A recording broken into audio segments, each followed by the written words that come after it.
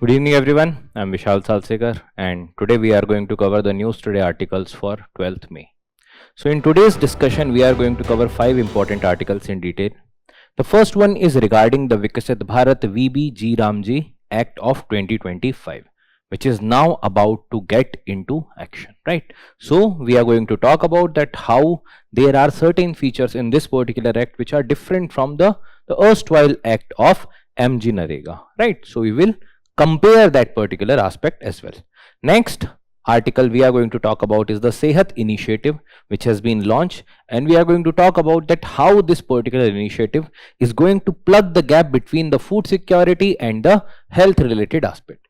Next article we are going to talk about is the expediting the disposal of the bail related matters. So a few days back when I taken the discussion, we had covered an article regarding the pendency of the cases, and that particular pendency of the cases, combine it with there are NCRB reports which talks about that there are a lot of under trials, and these particular under trials eventually are leading into the overflowing or flooding of the jails, right, which is beyond the capacity of that particular jail. And now expediting this particular disposal of the bail related matters is going to prevent that specific situation of the overcrowding of the jails. Next is regarding the geopolitics of food. So new geopolitics of food, because right now whatever conflict that are going on across the world, in those particular conflict, one such theme that you can identify is regarding the power related issue or the power related gap. So in that particular case we'll talk about the geopolitics of food. Next is the governor's role in the government formation.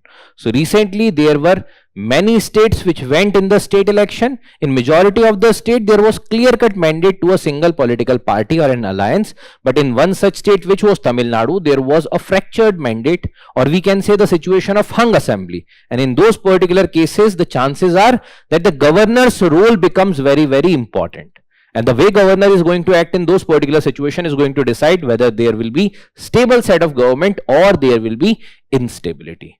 Then apart from that, in the personality news we are going to talk about Sardar Vallabhbhai Patel, and then there are certain other quick updates that we are going to talk about. So let's start the discussion with the first article, which is regarding the Viksit Bharat guarantee for Rozgar and Ajeevika mission Gramin, which is VB Ramji Act of 2025. Now this particular act was enacted to replace the MG Narega, which was providing the guarantee of 100 days of employment for the unskilled manual labor, right? Now this particular act also talks about similar thing, but then it is talking about a broader vision of Viksit Bharat or attaining Viksit Bharat by 2047. So in that particular aspect, this particular bill is important and act is important. Now from the perspective of the UPSC syllabus, GS paper 2 governance social justice, it is important, and GS paper 3 Indian economy, it is an important article. So let's start the discussion of this particular article.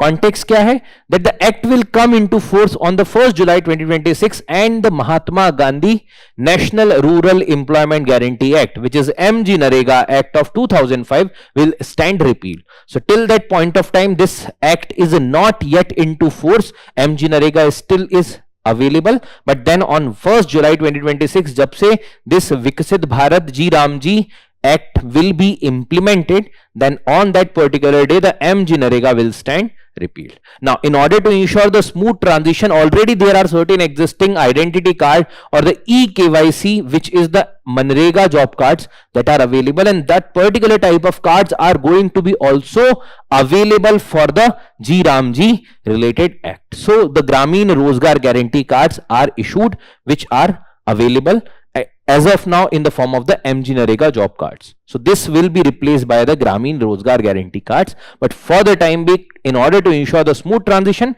these particular cards are still available. Now talking about the salient feature of this particular act, which is the Ramji Act of 2025. Now the objective is to ensure the Viksit Bharat at the rate 2047 alignment, because see already a lot of objectives are taken in order to ensure and achieve the target of the Viksit Bharat by 2047. So in order to ensure that And in order to ensure that there should not be only the disguised labor that should be provided or promoted, there should be the integration of the Viksit Bharat objective, and that is very, very important and the core aspect of this particular. So it is integrating the rural development and the durable asset creation. It's not going to provide you money only for the disguised labor, it is going to provide you money in order to ensure your contribution for the Viksit Bharat, right? Then the thematic public works. So what type of thematic public works that are being provided under this particular GRAMG Act? It is water security related. So already the water scarcity related issues are there. So in order to ensure the water security, the support is being provided through this particular type of job creation. Then the core rural infrastructure, a lot of rural infrastructure related needs are there across the country, and that's what is being provided through this. Then the livelihood related asset. So the residential complex, the buildings and all these things are also part of this. And last is the extreme weather mitigation. During the time period of summer, the extreme weather is the hotness or the heating of that particular region, specifically in certain regions or certain villages, comparatively the temperature is very, very high, and in certain places during the time period of the winter the temperature goes very, very low. So in order to ensure the extreme weather mitigation, along with that certain natural measures like the plantation and others are also going to be promoted. Then tech enabled governance, because once you have to provide certain things and then you are going to ensure the implementation, so the technology related aspects have to be ensured along with this in order to plug that gap. So face authentication for attendance, so that there should not be fraud in this particular aspect. GIS, along with that AI enabled analytics, the real time dashboard, DBT, all these things are going to ensure that the governance which is going on at the grassroots level, that is also the tech enabled governance, so that there should not be any leakage. Lastly, the participatory planning. So it is going to ensure the bottom up approach, which is going to provide the Viksit Gram Panchayat plans, and along with that Viksit Bharat National Rural Infrastructure Stack. So all these things are to promote the rural upliftment, and this particular rural upliftment combined with the comprehensive set of development is going to ensure the Viksit Bharat by 2047. Now what are the statutory provisions under this? So jaisa in the Manrega, similar type of provisions are there, but with minor changes. Jaise it is a centrally sponsored scheme. Now in the centrally sponsored scheme, there will be contribution from both sides. There will be contribution from the center, contribution from the side of state. Then there is an enhanced guarantee. Now enhanced guarantee, previously it used to be 100 days. Now it has been enhanced to 125 days commended per rural household annually. So annually the employment guarantee of how many days? 125 days. Now prompt payment and the penalties. So if the payment is not being provided in a stipulated time period, just say generally the weekly wages have to be paid, and after 15 days, or we can say within 15 days of the completion or the closure of the muster rolls, means आपका mandate खत्म हो चुका है, after that within 15 days you should be paid. If because of any reason you might be delayed with respect to the payment, in that case the compensation will be provided, and that daily compensation will be 0.05% of the unpaid wages on a daily basis, right? So this is going to also act as a deterrence in order to not delay the payments. The payments will be going in the form of the DBT. So again it will be a direct benefit transfer directly to the bank account or the post office accounts, right? So it will be also preventing the leakage. Then the unemployment allowance also. So the act is mandating that the employment will provide it to you. But because of some things or certain type of exceptional situations, if the employment might not have been provided within the 15 days, then for the next 30 days you will be entitled for the 1/4 of the allowance of the notified wages. And beyond 30 days, further 30 days means 15 plus then 30 days, if still you are not getting employment, then for the rest of the time period you will be getting the half thereafter. So जब तक आपको mandated वाला labor नहीं मिल जाएगा, till that point of time you will be entitled for these particular type of wages. So this is going to ensure that there will be also some type of unemployment related allowance has to be provided to you.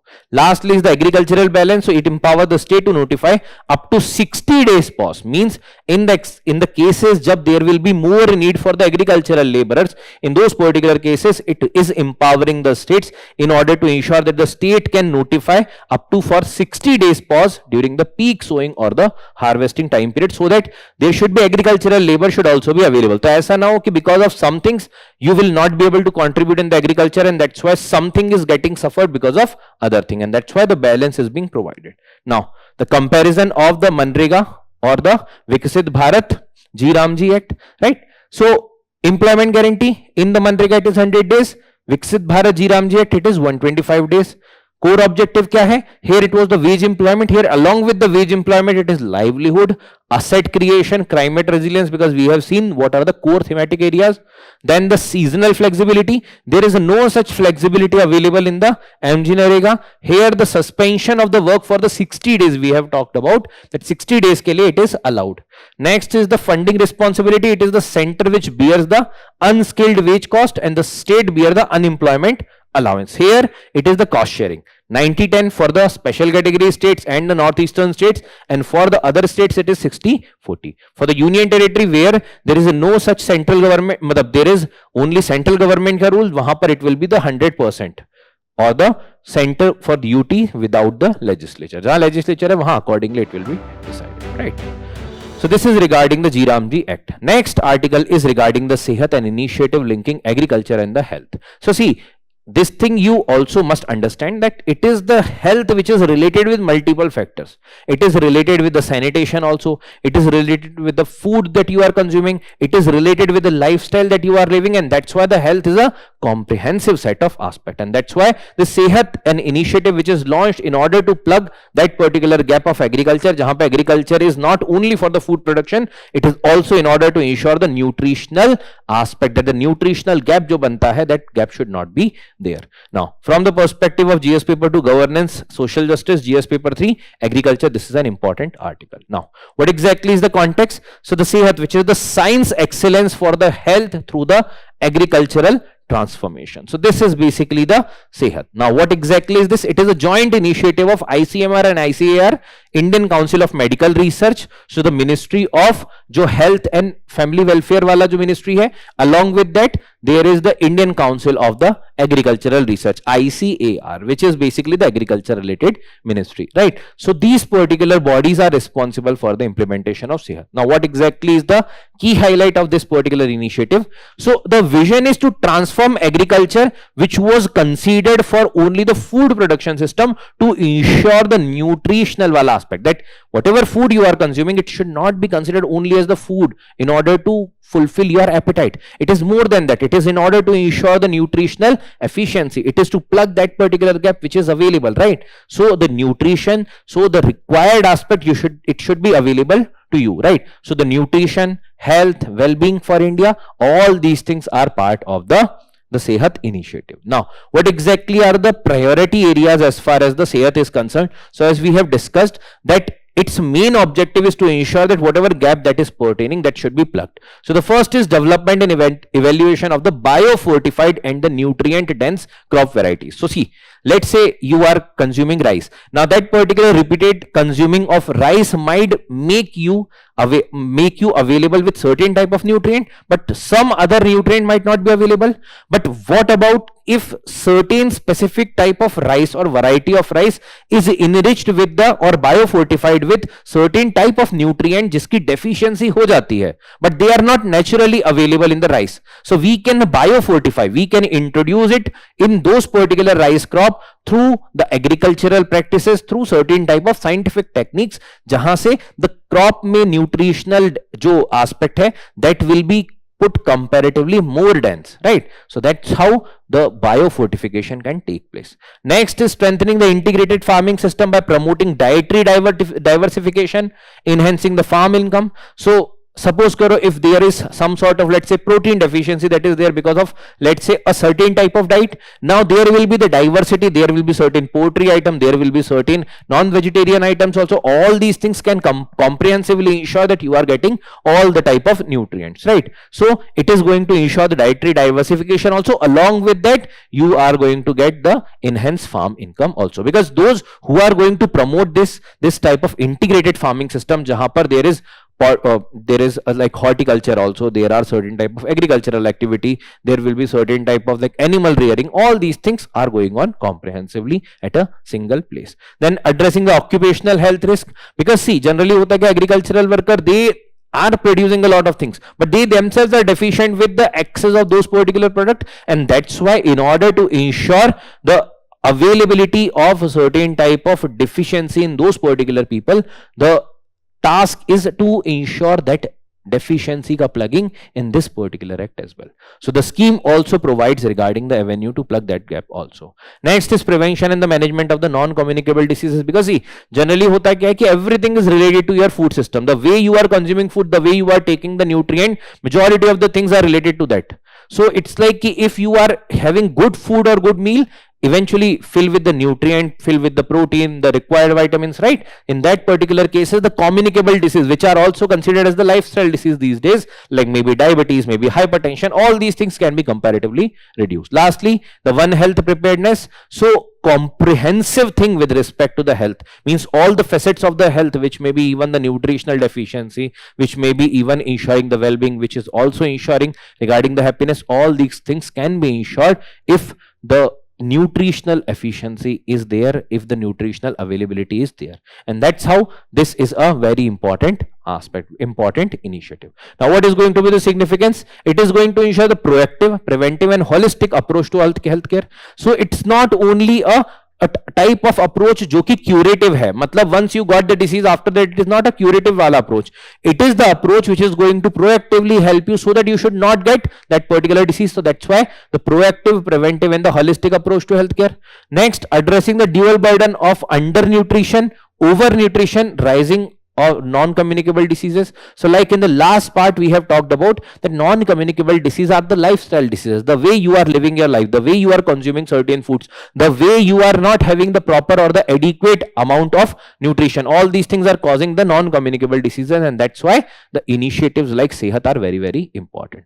Then next is the whole of the government approach and the whole of the system approach, which is integrating all the things, including the science, including policy making, including implementation. So if you are knowing that yes, certain type of crop is being consumed by a set of community and that crop is deficient in certain type of, let's say, vitamins, so the biofortification can ensure that there will be more amount of that particular vitamin can be there, so that that community should not suffer with the deficiency of that specific vitamin, right? So these are the approaches that are being talked about with respect to the SEHAT initiative. Now talking about why agriculture for health, how the agriculture is related to health. So see, it is a type of virtuous cycle, because each and every step is going to lead you for the well-being of you. For example, there will be, let's say, there will be improved livelihoods and the farmer well-being. Agar farmer अच्छा है, if the farmer का livelihood we are ensuring, there will be stable income to farmer, they will be have stable income, they will be having the safety, they will be having resilience.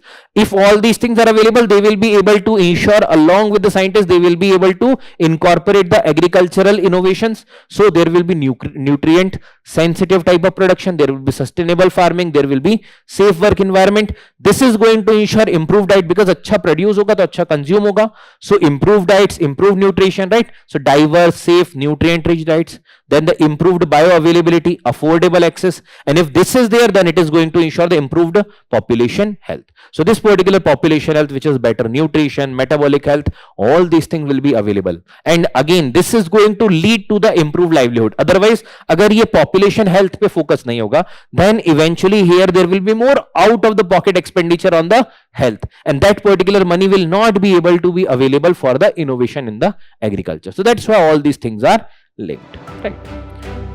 Next article is regarding the Supreme Court suggests the expeditious disposal of the bail related application. So Supreme Court has given certain recommendation to the High Courts with respect to the disposal of the bail application, right?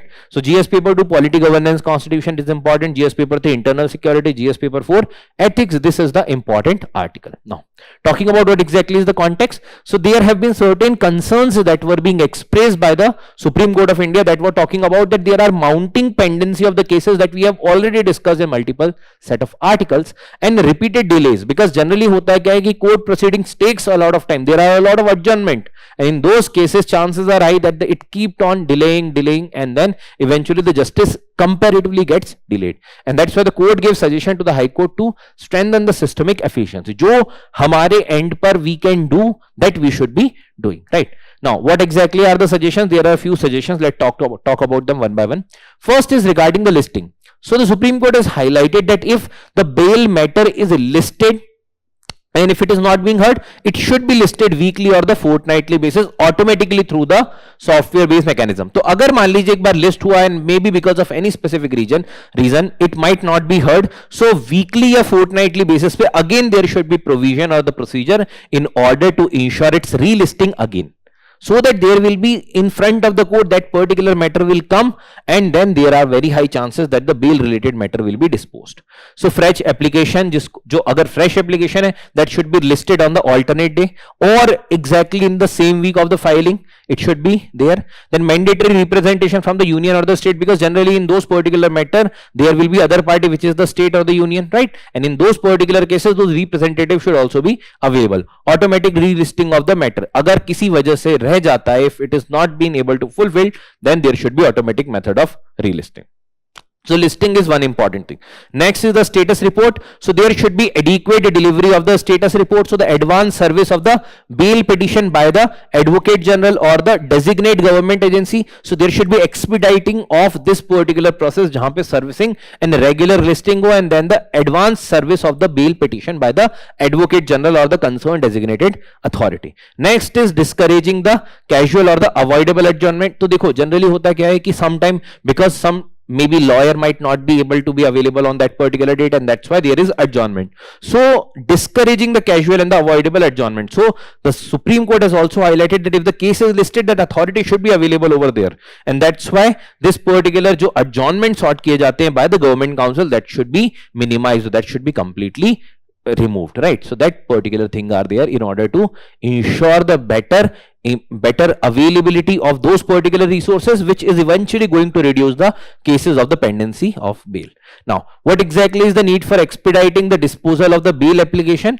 So, zarurat क्यों है? Because already in the last time when we were discussing regarding the NCRB report, we have talked about that already there are multiple pendency, and that particular pendency is causing the more number of overcrowding. Like the overcrowding is there in the jails, and that's why there is the issue that is getting spilled over, right? And that's why there is a need to expedite the disposal of the bail application. First thing is regarding upholding the fundamental right. So it is the fundamental right, Article 21, which is ensuring the right to life and liberty, right? So it is upholding the right to life and liberty when we are providing the bail or we are providing a venue for the bail, because the constitution also talks about that, the Bharatiya Nyaya Samhita also talks about that, right? Overcrowding of the prison. So occupancy rate is 112%. So अगर 100 की जगह है, so there are 112 people already, and as per the 2024 का report, and 3.7 lakh around under trial prisoners are there. So roughly 3.7 lakh under trial prisoners means जिन पे अभी तक it was not decided whether they are culprit or not, but the case is going on, and that's why they are the under trial. The trial is already going on. This is as per the prison statistics last time we have talked about, right? So this is causing the overcrowding. So if there is a disposal that will be done, then this particular overcrowding can be reduced. Then upholding of the Indian criminal jurisprudence, because generally India में क्या होता है, there is a taboo associated. So if there is a type of, let's say, maybe in any specific case, if the person is in the jail, now he or she is generally considered that they are the convicted. May not be the conviction is still proven on that particular individual or not, but still the stigma is attached, and that's why होता क्या है कि generally the bail is considered as an exception, while it is the reverse, that the jail is an exception and the bail is the rule in majority of the cases, right? And that's why this is a major issue. Now, what are the legal provisions which are available regarding the bail? So there are certain Bharatiya Nyaya Samhita related sections which are available for the bail, and obviously it is for the bailable offense. For the non-bailable offense, obviously the bail will not be there initially, but for the bailable offense, the bail will be there. And in the bailable offense, Bharatiya Nyaya Nagarik Suraksha Samhita talks about that there is section 478, and as per that particular section 478, at any point of time while under arrest without a warrant or at any stage of the proceeding. So अगर कोई under arrest है in the bailable offense, if that is under arrest or without a warrant or at any stage of the proceedings, that can get the bail if it is a bailable offense. Similarly, 479(1), individual who have undergone the detention for up to half of the actual maximum punishment in that particular case जिसके लिए वो try किया जा रहा है. So let's say if in maybe in a case of theft or maybe in any other case, if let's say the maximum punishment is 7 years, and if that individual has served already 3.5 year plus, then eventually the bail provision gets applied, right? So that are the cases. Section 478, section 479, Bharatiya Nagarik Suraksha Samhita 2023. Next article is regarding the new geopolitics of food report. So basically this particular article talks about that how there are different conflicts across the globe, and these particular conflicts are creating the food security related issue.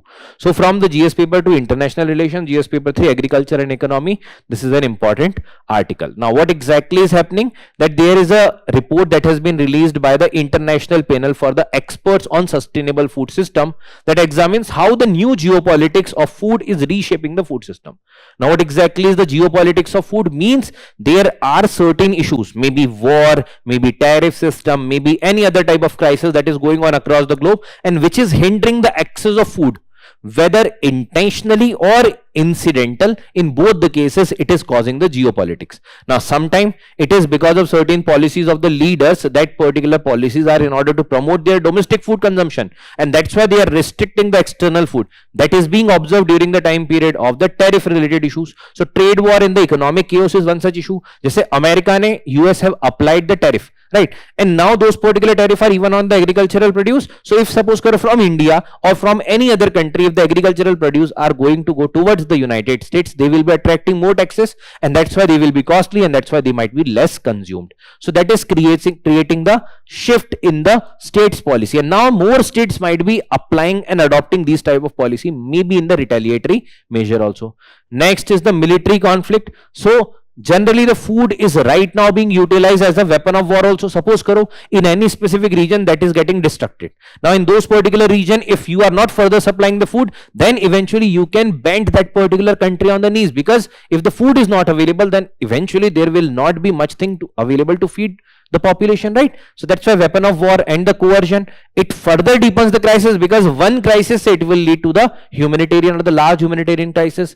Next is the crisis of multilateralism, because see already there are many organizations, many such organizations under the ambit of the United Nations also, which talks about the access and the availability of the food, जैसे FAO है, right? But then eventually क्या होता है कि generally in these particular organization there is either the budget is less or maybe money is not being provided by the countries, and eventually that is causing the lack of implementation of those things, which is eventually ensuring the lack of legitimacy available with that particular bodies. And that's why the geopolitics is creating the entire set of chaos at the country specific level. Now what exactly is the impact of the new geopolitics of food? So new geopolitics of food ka impact kya ho raha hai? First thing, when you are restricting the access of food to other country, that means in that particular country the food is going to get scarce, and in that situations chances are high that the food ka price are going to increase. So there will be rise of food inflation. So global food import bill rose to record 2.2 trillion in 2025, sharpest increase in the developing countries, because developing countries previously might be getting the benefit out of the free type of trade, but now there has been rise of the tariff, rise of many other issues, and that's why there is the food inflation. Next is profiteering. अब इसमें फायदा कैसे होता है? Who are getting benefit out of that?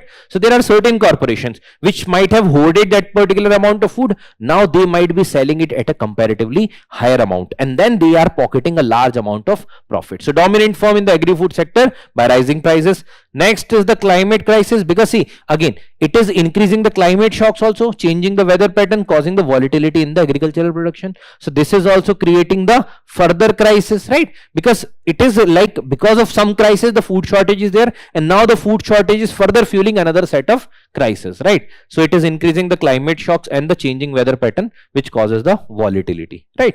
Now what exactly are the market management tool, and what are the certain other concerns that are associated with this? So see, there are already tried and tested method. For example, there is public food stock holding. Matlab, like you might have heard of the PDS, right? Jahan par government procures the food through the agencies like your the different FCI or other type of go downs or other type of bodies are there, and through which then they are distributing it through the public distribution system.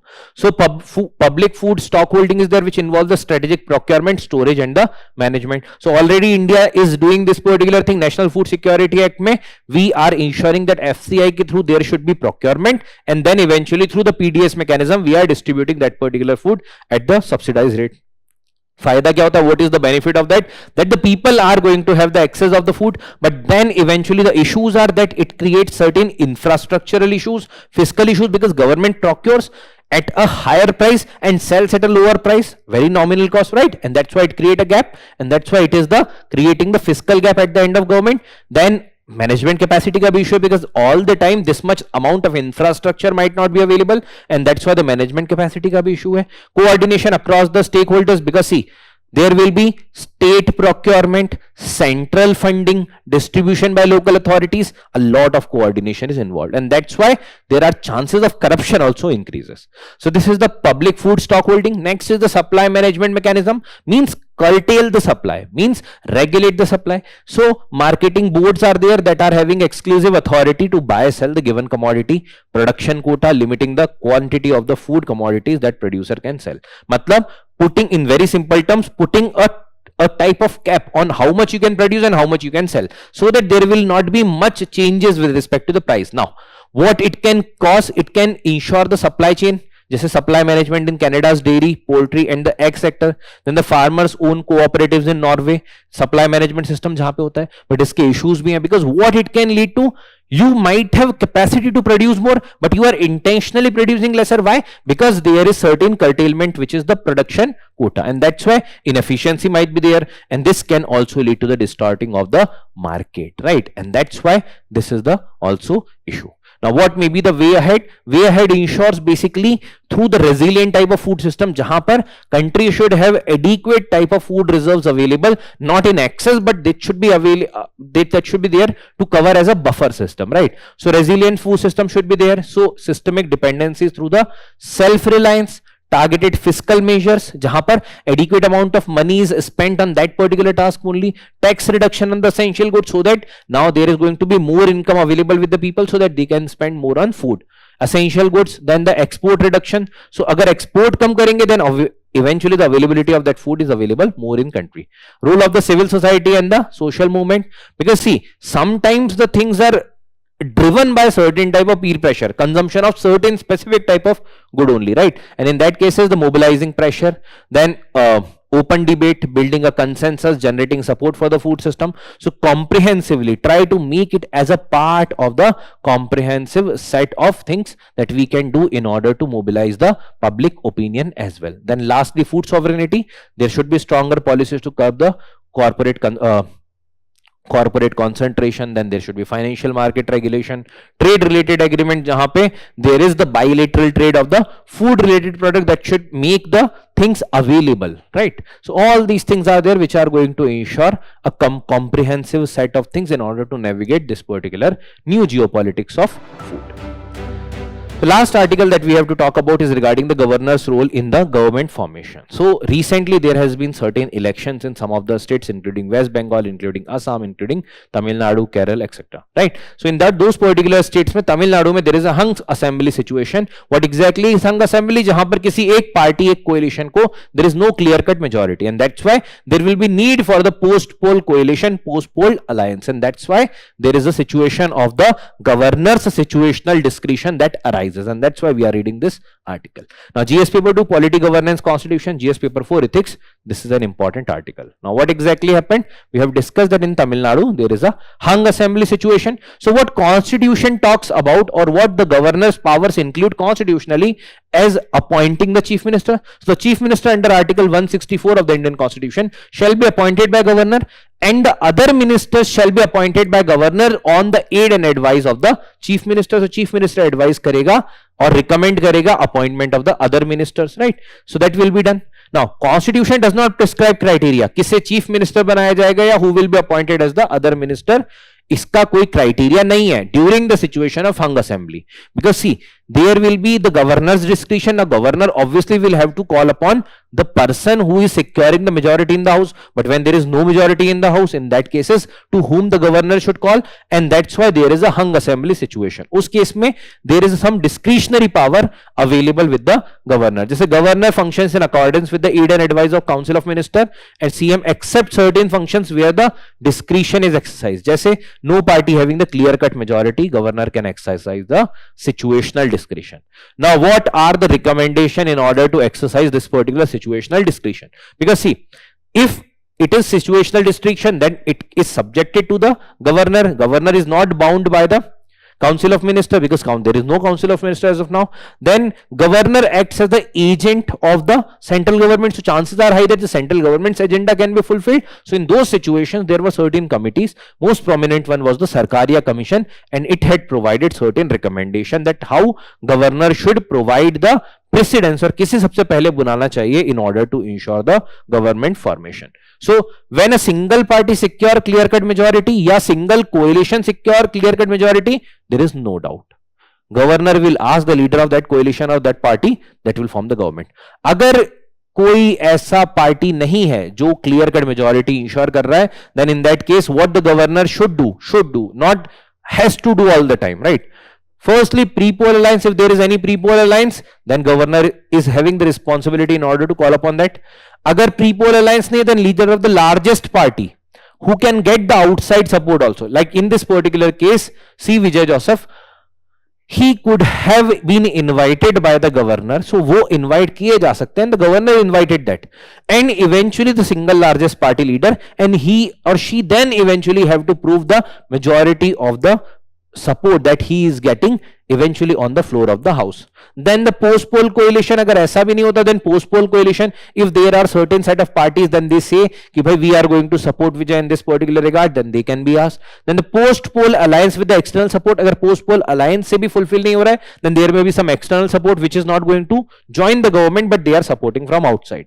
Right. So in these cases, governor should follow this particular type of system. Now, potential concern kya hai iske? Concerns are that governor have on certain occasions followed these things, but sometimes maybe because of the political biases, governor does not also follow these, and that's why these are the situational discretion, and the chances are high कि it can be also subjected to misuse. So then in that particular case, order of preference कई बार follow नहीं होता है, right? Now, what are the Supreme Court's judgment in this particular regard regarding the utilization of the discretionary power? So there is S.R. Bommai versus Union of India case of 1994, which is regarding the President's rule. So the governor must invite the leader of the party commanding the majority in the house or the single largest party or group to form the government. S.R. Bommai case ने बोला कि भाई invite करना चाहिए leader of party which is commanding majority, या फिर वो जो क्लेम कर रहे हैं to have a majority. Then later on Rameshwar Prasad case में again there was the same matter. So it held that floor of the house is the constitutionally ordained forum for testing the majority. So even if some person is claiming that they are having the majority of the members in the house, then that particular thing has to be proved on the assembly floor. So council या फिर assembly का floor या house का जो floor होगा वहां पर majority decide होगी. There will be voting and eventually if the majority will be secured then the government will be staying, right? What are the suggestions? So Punchhi commission said that there is a need to ensure the advocating the clear guideline on the governor's discretionary power. So there should be clear cut guideline. Right now there are subject to ambiguity, and that's why there may be multiple interpretation. That's why there should be the clear cut guideline which are needed in order to limit the arbitrary choices. Apart from that, Justice Kurian Joseph committee was also there. So it is to incorporate the new schedule into the constitution to codify the rules governing the governor's use of the discretionary powers. Okay, so these are certain recommendation. Now you can utilize these as it is in your answer, and this will be good to go for you in order to write any answer where the governor's discretion is being asked in that particular question, right? So these were the important article. Now in the personality in news, today we are going to talk about Sardar Vallabhbhai Patel, the Iron Man of India, who contributed immensely. He was the person behind the integration of India, integration of 565 plus princely states into one, which was the Union of India, right? So the Prime Minister paid tribute to Sardar Vallabhbhai Patel. He was born in Nadiad, Gujarat, often referred as the Iron Man. There was certain peasant movement, anti-tax movement, civil disobedience type of movement that was led by him, and specifically the support to peasant, specifically in region of Gujarat. Like there was Kheda Satyagraha, which was led by Gandhiji, but then Sardar Patel played a very important role. Along with that Bardoli Satyagraha, there also Sardar Vallabhbhai Patel played a very important role. Apart from that, even with respect to the civil services, the foundation of the civil services also in the modern India considered to be by the Sardar Vallabhbhai Patel. ठीक है? So he is also considered as the father of the civil services in India, specifically modern India. Mobilized support for the non-violent movements like the Quit India movement of 1942. Presided over the session. Yes, he presided 46th session, Karachi session 1931, which was organized after hanging of Bhagat Singh, Rajguru, Sukhdev or after the martyrdom of Bhagat Singh, Rajguru Sukhdev, and after that eventually in that particular session they also realized that yes, it was a type of mistake that was being committed, right? Apart from that, it was also to ratify the Gandhi-Irwin Pact, because Gandhi-Irwin Pact mein there was certain things which was not being adopted, and one such thing which was regarding the preventing the execution, and that execution was done, right? He was also the first deputy PM. He was supposed to be the PM, but then eventually became the deputy PM of India, first Home Minister of India, and was the master behind the integration of India, integration of the 560 plus princely states of India. So this is Sardar Vallabhbhai Patel. Now there are certain other quick updates. Let's talk about those. First is regarding the multi-lane free flow tolling system. Now see, already you might have seen, even after FASTags, you see the queue or the long lines after, ahead and behind the toll plaza. So that's why the FASTag के वजह से भी कई बार जाम लग रहा है, right? And that's why in order to prevent that, what the system the government is devising, the Union Minister of Road Transport and Highway launched the MLFF, which is the multi-lane free flow tolling system, which is the part of the urban extension road to NCR में. ठीक है, अभी pilot तरीके से it is being run, right? So it is the automatic number plate recognition technology with the FASTag based electronic toll collection. So it will recognize number plate, and along with that particular number plate it will deduct the amount from the FASTag. So it will capture the image, and then eventually through the artificial intelligence and the machine based system it will do the things at back end. So it will be implemented by NHAI, National Highway Authority of India. Reduce the operational cost of the toll collection, because see, hota kya hai, if you have to stop your vehicle, if you have to move in the line in a slow manner, then eventually there is no such benefit incurred by the FASTag or the RFID related reading, right? And that's why it will save the fuel, it will save the time, it will ensure the operational efficiency. The number of people that are required on the toll plaza will also be reduced, and even eventually it is going to save a lot of fuel and subsequently the carbon emission. So that's why it is the multi-lane free flow tolling system.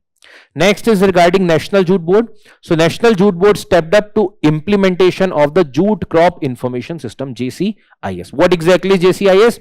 It is the comprehensive set of development between the ISRO, which is Indian Space Research Organization, ISRO, and the Jute Corporation of India, right? So 2023 में launch किया गया था to monitor jute cultivation using the, again, when the ISRO is there, so basically there is remote sensing, field data, all these things, GIS based mapping, all these things will be incorporated in this. Now there are two key tools. One is the Bhuvan Jump, which is the mobile app for the on-field jute monitoring, and next is Patsan, which is the prospective assessment of jute using the mobile application based field observation. So it is using the geographical information system, GIS system, remote sensing, all the technological aspects, then eventually using the app based observation in order to comprehensively collaborate and identify the jute related developments, right? So it is going to help the further production of jute.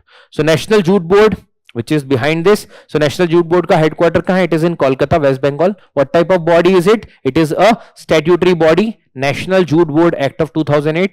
Ministry of Textile is the concerned ministry. Research, human resource development, along with that new variety of jute, promotion of jute, all these things are under the ambit of this particular National Jute Board.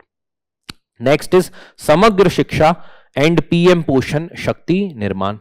PM Poshan, right? So basically there are two flagship schemes of the government, which is the Samagra Shiksha and next is PM Poshan. So basically these are further increased with respect to duration, they are postponed, right? So basically these are two set of schemes. Samagra Shiksha, which is the integrated educational scheme which comprehensively incorporating from the preschool to class 12th ka education. So it has subsumed Sarva Shiksha Abhiyan, then Rashtriya Madhyamik Shiksha Abhiyan, then teacher education scheme. All the schemes which were related to the education now comprehensively covered under the Samagra Shiksha Abhiyan. Next is PM Poshan, which was formerly known as the midday meal scheme. So centrally sponsored scheme of Ministry of Education mein, which is providing the one hot cooked meal in the government and the government aided school for all the children up to class 8th. One hot cooked meal, midday meal scheme. Next article is regarding One Case, One Data and SUSAHAY. So these are two specific set of portal which were being launched by the Chief Justice of India regarding the initiative to streamline the judiciary. So streamline judicial administration and enhancing the access of justice. Now what exactly are these? First is the One Case, One Data. So basically at different level there should not be multiple type of data gathering and ensuring that all the data should be in one format. Here from the very beginning, the data will be in the single format. It is the unified case management system which is integrating multi-level database, taluka court, district court, high court, government, सब जगह पर एक set of data available रहेगा. So the data can be easily retrieved, easily can be put in the storage, right. So automatic data retrieval and the verification system enable the seamless tracking, reduction of duplication, extending the reciprocal access to the high court and the government department. So through this there will be comparatively more expediting of the case disposal. Next is the SEHAT, which is the AI powered assistant chatbot developed by the National Informatics Center NIC and the Supreme Court Registry. Objective क्या है SEHAT का? SEHAT's objective is to ensure stakeholders access case information and navigating the court service efficiently. So they should have the access to information and navigating the court related procedures properly and efficiently. This is the objective. Next is the malaria vaccine. So the study found that the world's first approved malaria vaccine, which was RTS AS01E, name is not that important, reduced the overall child deaths by 13%. That means the vaccine is comparatively successful, and specifically in which particular region? In Africa, right? So malaria, it is what type of disease? It is a disease which is done basically through the bites of the infected female Anopheles mosquito, right? Does not spread from person to person, so it is not a communicable type of disease spread from person to person. Now malaria vaccine क्या है? RTS SAS01E. So it is, see, communicable means it's not transmitted from person to person, but it can be transmitted from the infected mosquito to the human being, right? Now vaccine recommended by WHO 2021 में among the children in the sub-Saharan Africa and the region with the Plasmodium falciparum malaria transmission. ठीक है? So in this particular region specifically this vaccine was introduced. Another set of vaccine was introduced in 2023. Now because of the vaccine there was substantial reduction with respect to the malaria related deaths. Next is the key labor force indicator. There are certain key labor force indicators. So what exactly is happening? So periodic labor force survey, which is the quarterly bulletin from January to March, estimated the declining of the unemployment rate. So unemployment rate कम हो रहा है in the urban areas while the regular wage employees in the rural areas are rising. So regular wage employees in rural areas बढ़ रहे हैं. That means they are getting the regular wages. Unemployment rate in the urban areas is reducing. So this is a good condition for the economy. Now increase in the rural employment both in the secondary and the tertiary sector. So all things are good in that particular regard. Now what are the indicators? There is the labor force participation rate, which is 55.5. So basically this represents that those people who are actually in employment or willing to take participation in the employment scenario and actively pursuing that particular thing. So they are the labor force participation. Worker to population ratio, that how much of the people actually working to the entire set of population, कितने actually काम कर रहे हैं, which is as the ratio of the entire population, 52.8%. and unemployment rate is basically, it is 6.6%. so it shows that how much of those particular people who are actively seeking for the employment but are not able to secure employment, that is the unemployment rate, and this is in urban area 6.6%. Next is cheetah. So there are two cheetah brought from Botswana. Right now we have incorporated many such cheetahs from different African countries, and specifically they are the African type of cheetahs that were introduced in India, specifically in the Palpur Kuno Sanctuary and the National Park in the Madhya Pradesh, right? So two cheetahs from Botswana were released in the Kuno National Park, Madhya Pradesh. World's fastest mammal, only large carnivore extinct in India 1952 में, right? So it was extinct, it was later reintroduced recently. So they do not roar. So out of all the big cats, the cheetahs don't roar. African cheetah है, IUCN status is vulnerable. Asiatic cheetah, IUCN status is critically endangered. Now what exactly is the habitat? So habitat Asia में है, only in the arid region. Asia में कहाँ पाया जाता है? Mainly in Iran, but now it is reintroduced in India, so available in India also. Next, Africa में grasslands, scrublands, open forest, Botswana, Namibia, South Africa. Here this particular cheetah is available. Now there is Project Cheetah also under the NTSA, which is the National Tiger Conservation Authority 2022 में launch किया था in order to reintroduce cheetah in order to increase their population in India. So it was the world's first intercontinental large wild carnivore translocation initiative, and majority of the extent पे it was successful as well. Now, the last article that we have to talk about is Indian Ocean Rim Association, IORA.